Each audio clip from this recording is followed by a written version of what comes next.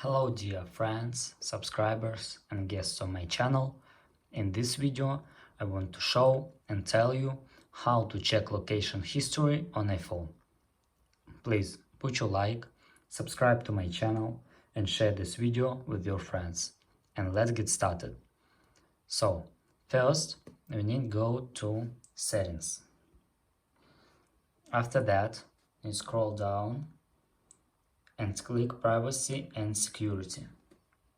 After that, click location services, and here scroll down and click system services.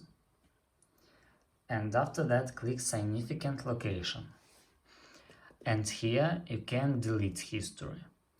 And if you don't want to save location history, you must turn off this setting.